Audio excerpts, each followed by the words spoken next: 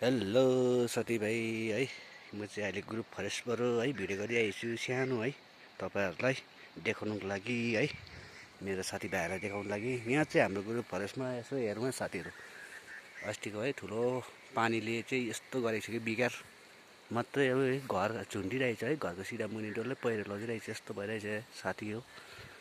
कस्तो के लाग्छ है साथीहरू, यसो हेरेर लाइक कमेन्ट चाहिँ सक्दो गरौँ है साथीहरू।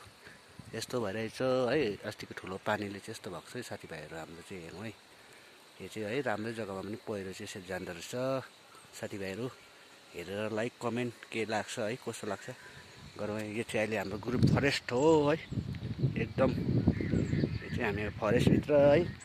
अब यो यति गर्नुको लागि, वाल गर्नुको लागि यहाँ ढुङ्गा पाउँदैन, केही पाउँदैन है। फरेस्टले ढुङ्गा पनि निकाल्नु दिने पनि होइन है, डरलाग्दो डेन्जर झुन्डिरहेको छ है, घर त झुन्डेको बराबर छ है। ल साथीभाइहरू के कसो लाग्छ है, लाइक कमेन्ट गरौँ है, सक्दो सेयर पनि गरौँ सकेसम्म है।